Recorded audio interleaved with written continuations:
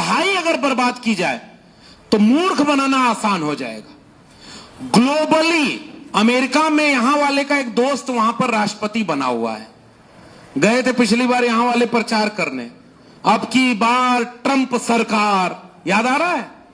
ये वाला नारा यहां भी लगा था ना, कोई आदमी आया था ना, वो बेच रहे हैं भारत को, मैं चैन से कैसे सो जाऊं, वो लूट रहे हैं भारत को, खामोश मैं कैसे हो जाऊं, हां मैंने कसम उठाई है मैं देश नहीं बिकने दूंगा, सौगंध मुझे इस मिट्टी की मैं देश नहीं झुकने दूंगा।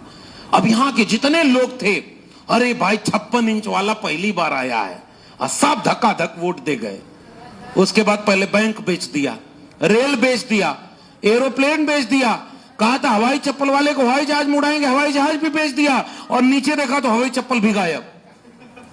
अनपढ़ आदमी हो, अगर राजा पढ़ा लिखा होता है तो शिक्षा मुफ्त करता है, और राजा अगर पढ़ा लिखा न हो फिर भी शिक्षा की अहमियत को जानता हो तो कलम और किताब पर 18% जीएसटी टैक्स लगा देता है, नई शिक्षा नीति ला करके पूरी शिक्षा को बेच देता है, क्लोजर मर्जर की पॉलिसी के तहत स्कूल कॉलेज बंद करवा देता है, और अगर जेब में पैसा है तो प्राइवेट स्कूल में पढ़ने जाओ।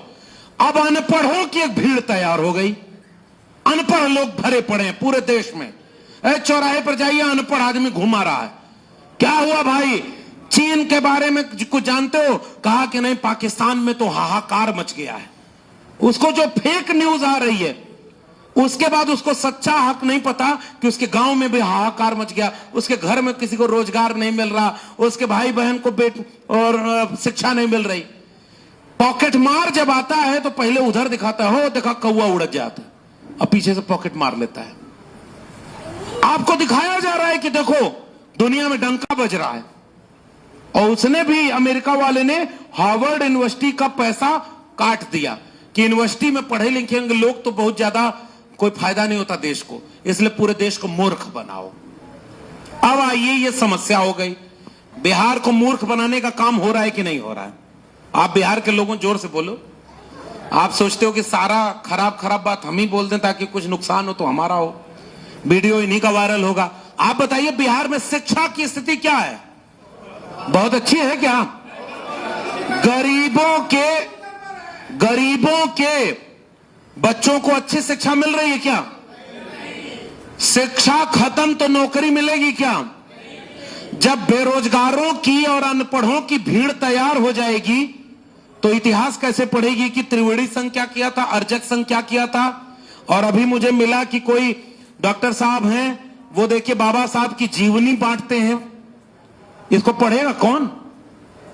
अनपढ़ लोगों की भीड़ तैयार हो गई, शिक्षा बर्बाद हो गई, रोजगार बचा नहीं है। और जब शिक्षा और रोजगार दोनों बर्बाद, तो धर्म के एक नाम पर लड़ाई लड़वाना आसान हो गया कि कठिन हो गया? बताइएगा, जोर से बोलिए। अब उसको यह समझाया जाएगा जैसे एक जमाने में कार्ल मार्क्स ने समझाया होगा, दुनिया के मजदूरों एक हो जाओ, तुम्हारे पास खोने के लिए केवल अपनी बेड़ियां और जंजीरें हैं और पाने के लिए पूरा जहान है ना। अब क्या समझाया जाएगा? भारत के जाहिलों एक हो जाओ, धर्म की लड़ाई बचाने की तुम्हारे ऊपर जिम्मेदारी है, मारे गए तो मोक्ष मिलेगा और जीत गए तो धर्म का राज मिलेगा। बताइए आसान काम है कि नहीं? अगर इसी में पढ़ा लिखा होता बिहार का नौजवान, कोई आईआईटी में पढ़ रहा होता, कोई मेडिकल में पढ़ रहा होता, कोई इंजीनियरिंग कर रहा होता, उसके घर का मां बहन बेटा सब लोग पढ़ाई कर रहे होते, तो कितने पढ़े लिखे लोग धर्म बचाने जाते? जरा हाथ उठा बता दीजिए, कोई जाता क्या? आज जितने ने दंगाई भीड़ के हिस्सा बनते, इसमें कोई पढ़ा लिखा नौजवान कायदे का है क्या? और जितना नेता पूर्णिया के इलाके में जब आते हैं तो वो वाला सांसद याद आता है कि फलाने जिला में रहना है तो हिंदू बनकर रहना होगा। यात्रा निकाल रहा था वो त्रिशूल लेकर के, यहां का बेगूसराय के आसपास का है, नाम लेने की जरूरत का है, उसका नाम ऐसा क्या है कि उसका नाम यहां लिया जाए? यहां तो फूले अम्बेडकर मंडल का ही नाम लिया जाएगा। एक आदमी से झगड़ा नहीं है भाई, वो आदमी हट जाएगा, दूसरा त्रिशूल लेके घूमने लगेगा। उस विचारधारा से झगड़ा है। और किसके लिए त्रिशूल लेके घूम रहा था? हमारे लोगों का हक मारने के लिए घूम रहा था। इसलिए धर्म के नाम पर ये जो हो रहा है, इसको बचाना भी बिहार की जिम्मेदारी है। मैं उत्तर प्रदेश में रहा, अभी दिल्ली में रहता हूं। 2024 के चुनाव में उत्तर प्रदेश ने अगर 43 सीटों पर उनको हराया न होता तो आज इस देश का संविधान बचा होता कि नहीं बचा होता? जरा हाथ उठा के बताइए, बचा होता? अगर 43 सीटें बीजेपी को वहां हराई न गई होती तो संविधान वहां पर तो उतना सुरक्षित होता? भाई, उसके बाद आपके यहां का एक आदमी एक बैसाखी दिया हुआ है और एक दक्षिण भारत का आदमी, दोनों के ऊपर मुकदमा था, दोनों को करोड़ों रुपया मिला। यहां वाले की तो तबीयत ठीक नहीं लोग बताते हैं, अच्छे आदमी हुआ करते थे, एक जमाने में समाजवादी आंदोलन से निकले हुए थे। और सोचिए समाजवादी लोग कहां जाकर के क्या हो रहे हैं, और सोचिए ये कितना बड़ा इस देश के साथ अन्याय हो रहा है, क्योंकि अब वो कमजोर हो गए और दोनों लोगों ने उनको बैसाखी दी है। लेकिन याद रखना बिहार के लोगों, अब आखिरी में अपनी बात समेट रहा हूं कि आपको करना क्या, आपकी जिम्मेदारी क्या है। हरियाणा चुनाव उसके बाद वो जीत गए, पता है ना कैसे जीते? गांव में घुसने नहीं दे रहे थे वहां के लोग प्रचार करने, क्योंकि किसान आंदोलन में वहां के लोग मारे गए थे। बहुत गौर से समझना बिहार के लोगों, आप समझदार और जागरूक लोग हैं, आपके ऊपर जिम्मेदारी बहुत ज्यादा है। ऐसे ही नहीं, ये इतिहास त्रिवेणी संघ का, अर्जक संघ का मैं बता रहा था, इतिहास संघर्ष का आपका है। डोला प्रथा के खिलाफ यहां के माले के लोगों ने लड़ाई लड़ी, जमीन के बराबर हक के लिए यहां के लोगों का नरसंहार हुआ, कुर्बानी दी, मारे गए लोग। उसके बाद तो थोड़ी बराबरी हासिल हुई थी। अब आप उस मोड़ पर खड़े हैं, केवल वो दिन लौटेगा नहीं, भूल मत, भ्रम में मत रहिएगा, उससे बुरा दिन आपका इंतजार करेगा।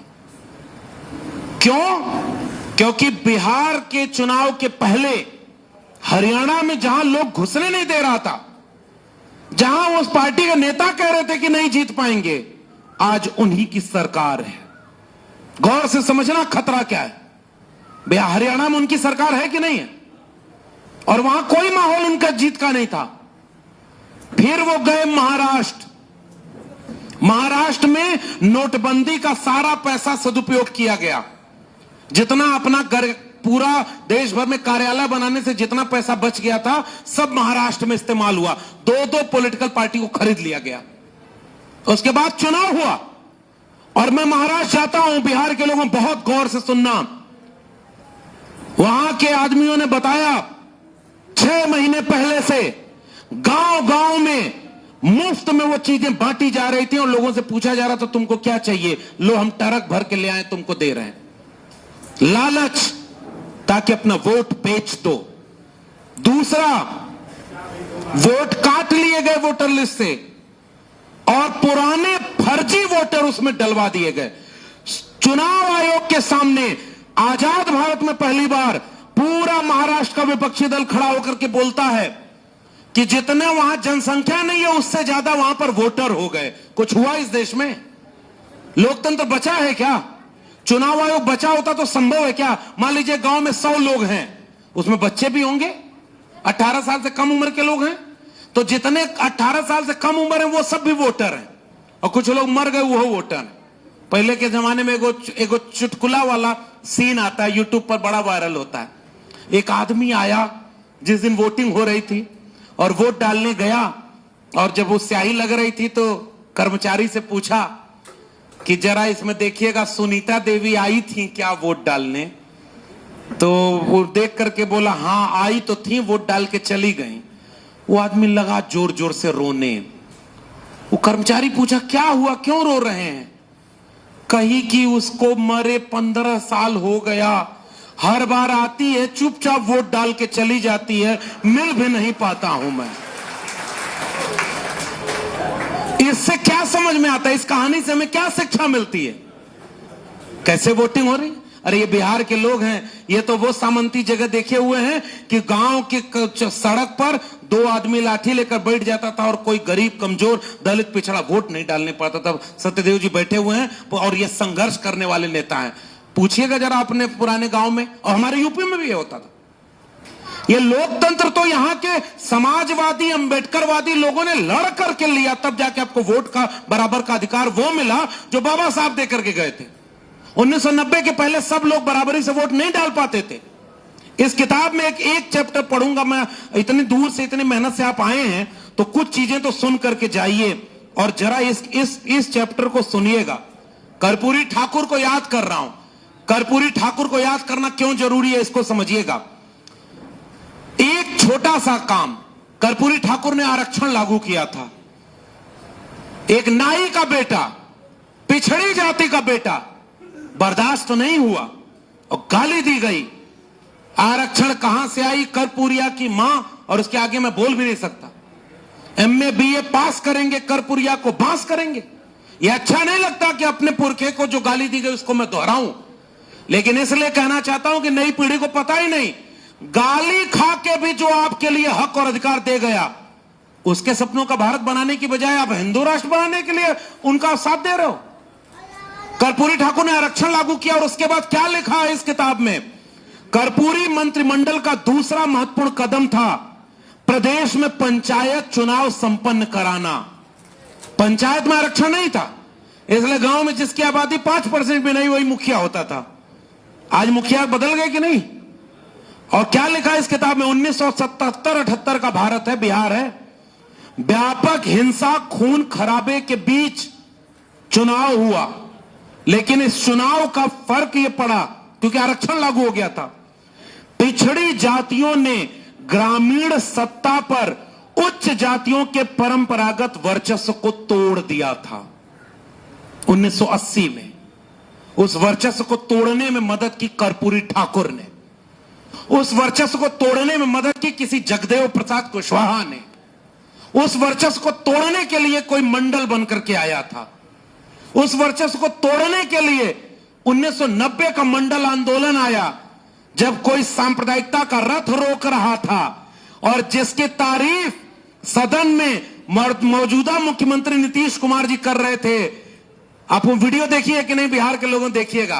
पुराने वाले नीतीश कुमार सदन में खड़े होकर कह रहे हैं कि आडवाणी जी और अटल जी से मैं पूछना चाहता हूं कि आप लोग दंगा वाला रथ लेकर चले थे तो समस्तीपुर में गरीब का बेटा, कमजोर का बेटा लालू यादव ने आपके रथ को रोक दिया था, तब जाके सांप्रदायिकता का यह रथ रुका हुआ था।